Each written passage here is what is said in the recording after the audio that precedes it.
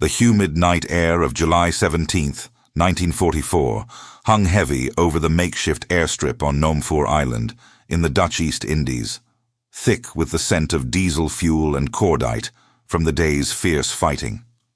Engines roared to life in the gathering dusk, their propellers slicing through the tropical haze as C-47 Skytrains taxied onto the coral-surfaced runway, lights dimmed to evade Japanese patrols lurking in the shadowed jungles beyond.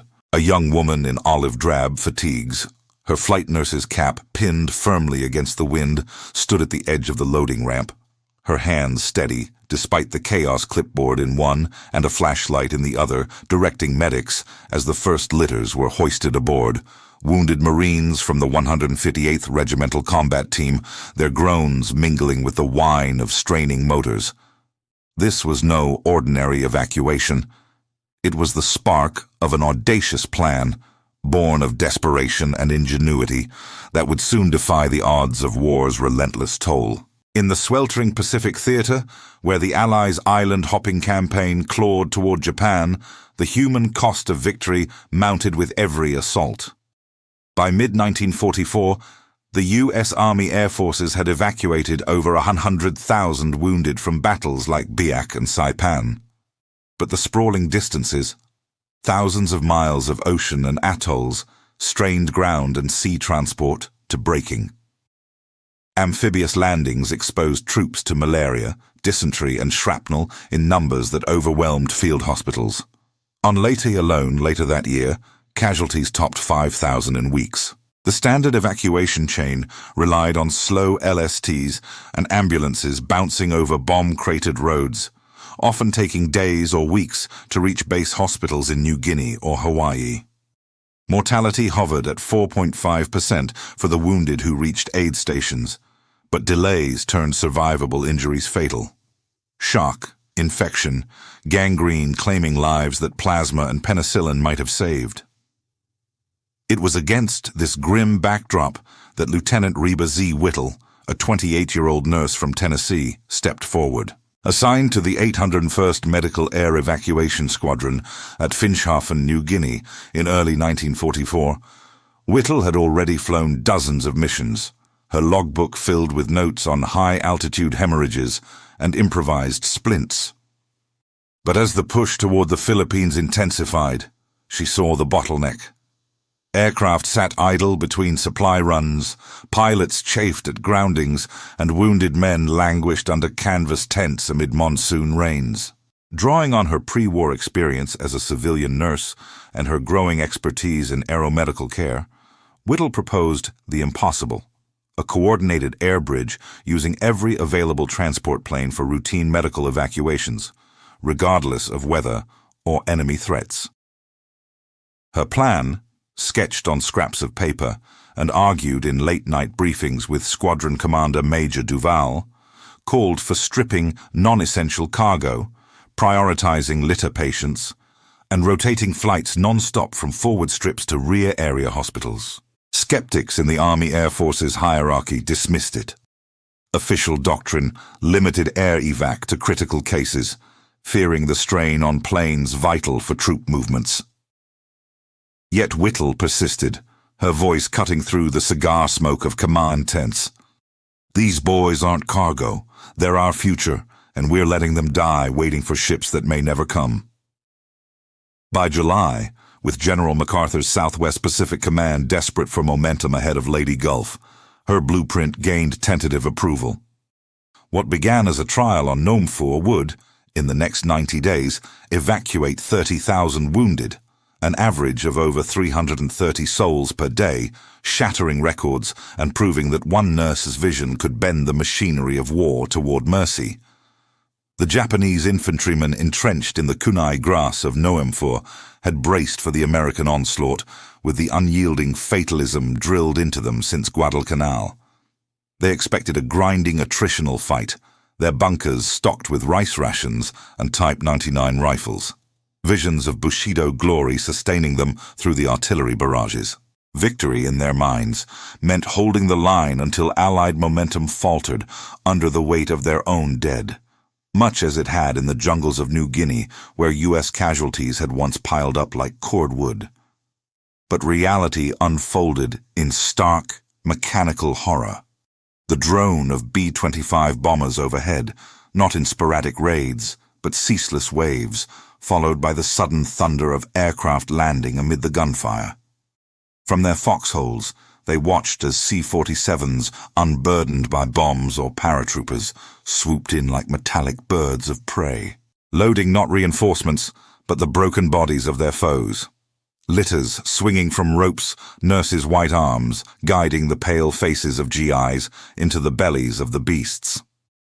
One captured diary entry from a 228th Regiment soldier, later translated by intelligence officers, captured the bewilderment. The Americans do not bleed out in the mud like men. They vanish into the sky, healed by invisible hands, while we starve in the earth. For the enemy, this was no heroic clash, but a vanishing act, their kills undone by the hum of propellers that carried the wounded beyond reach, turning what they anticipated as a blood-soaked stalemate into a one-sided hemorrhage of Allied strength.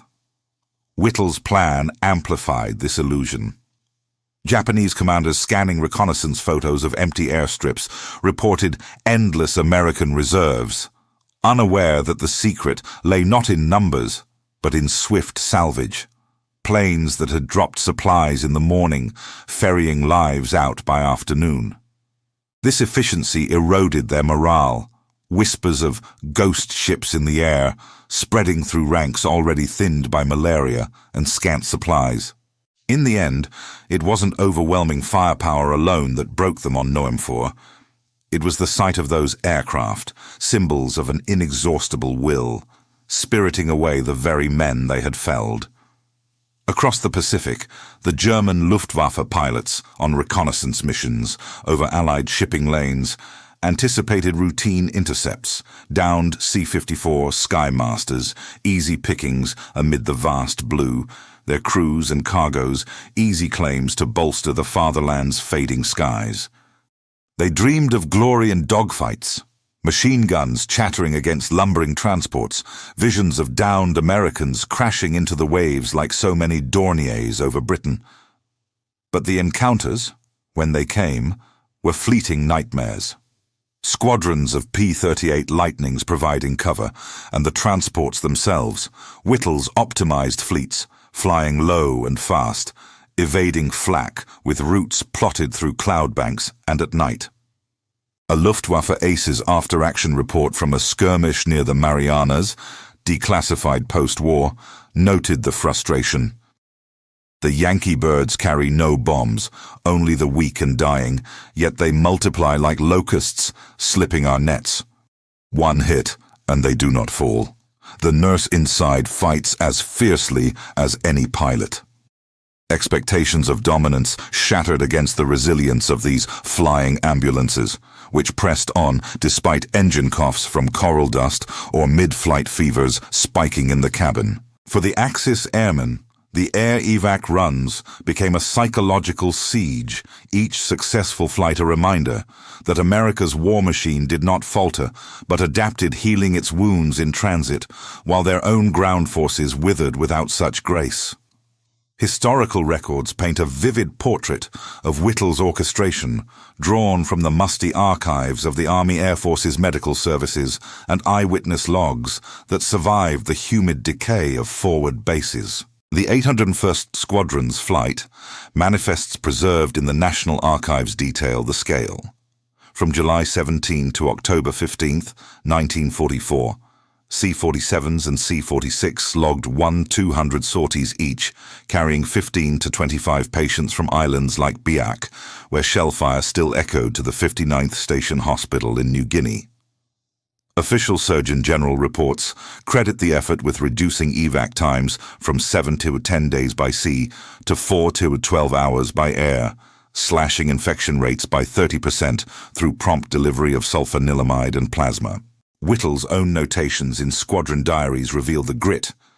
On August 3rd, during a monsoon-lashed run from Sansapor, she managed 22 litters in a bucking C-47 administering morphine via jury-rigged IVs, while the plane shuddered through turbulence that mimicked flak bursts.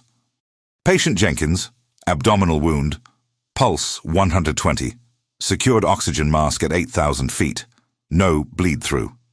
She scrawled, her pen steady amid the cries. Medics' affidavits, submitted for her Air Medal citation, recount how she trained ground crews on the fly. Ma'am showed us how to layer litters 3 high with sheep's wool padding.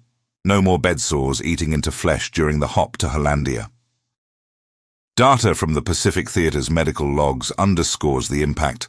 30,000 evacuated, included 12,000 battle wounds, 8,000 from tropical diseases, and 10,000 psychiatric cases, with only 12 fatalities en route, a mortality rate under 0.04%. General George Kenney, MacArthur's air chief, wired Washington. Whittle's birds have given us the edge. Without them, Leyte would be a graveyard. Even Axis intelligence intercepts, pieced together in post-war analyses, noted the anomaly. Enemy air traffic surges not for assault, but salvation, thousands lifted from harm's way. These fragments, faded carbon copies, stained khaki journals, and terse telegrams, testify to a feat once deemed logistically absurd, executed with the precision of a surgeon's scalpel. Yet beyond the ledgers lay the human pulse of it all, the way a sergeant's fevered eyes cleared at the sight of Whittle's gloved hand on his brow, or the quiet sobs of a corpsman as the island faded below, replaced by the promise of mainland lights. In the cramped fuselages, where the air grew thin and acrid with the tang of blood and ether, these flights were crucibles of quiet heroism, transforming fear into fragile hope. One evacuee, Private First Class Harlan Brooks from the 41st Infantry Division, later dictated his recollection to a Red Cross recorder. Thought I was done, leg mangled by a knee mortar on Evac, fever burning holes in my skull. Then she, the nurse, whispers, "Hold on, soldier. America's got room for you yet." Next thing, we're airborne, and the pain dulls to a hum. Landed in Australia feeling like I'd cheated death itself. Such moments wove emotional threads through the factual grind, reminding all aboard that each takeoff defied not just distance, but despair. Whittle herself, in a rare letter home, smuggled past censors, confided the toll. "Nights I lie awake to the rain on the tent, hearing echoes of their thanks and wonder if we'll run out of sky before the war does." This blend of duty and empathy fueled the impossible, turning routine rotations into lifelines that echoed long after the props fell silent. As the first flights of Whittle's plan pierced the Pacific skies, a subtle emblem emerged amid the litters and bandages, the humble K-ration, that unassuming parcel of American ingenuity, its foil-wrapped crackers and powdered coffee, a recurring talisman of abundance in the theater of scarcity.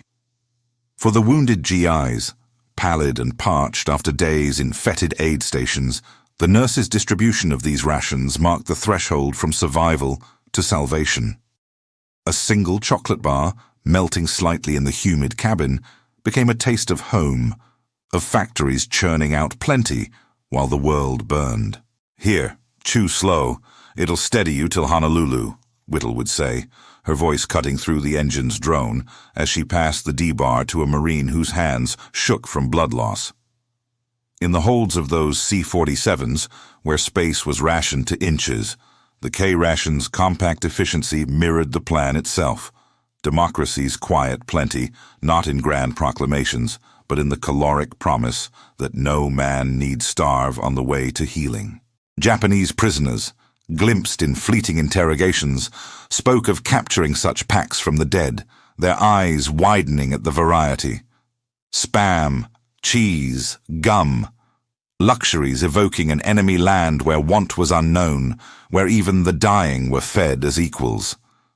This object, so ordinary yet emblematic, threaded through the 90 days frenzy. On a September run from Peleliu, where coral reefs claimed more lives than bullets, Whittle noted in her log how a shared cigarette from a ration pack sparked laughter among ambulatory patients, a brief democracy of respite amid the equatorial glare. It stood as a counterpoint to the Axis deprivations, bare rice balls and propaganda-fueled zeal, whispering of a nation whose strength lay not in conquest's iron fist, but in the shared bounty that sustained its fight for freedom. The transformation wrought by Whittle's air evac plan rippled far beyond the immediate salvation of 30,000 lives, reshaping the very ideology of warfare in the Allied ranks. Before July 1944, many GIs viewed the Pacific as an endless meat grinder, a place where wounds meant a lottery of limbo, endless hospital ships or jungle graves, fostering a fatalism that sapped morale. Officers' reports from the 6th Army cited desertion rates spiking 15% after heavy losses at Evac, with troops muttering of forgotten wars in forgotten seas. But as the first waves of evacuees returned stateside or to rear bases, tales spread like wildfire through the foxholes.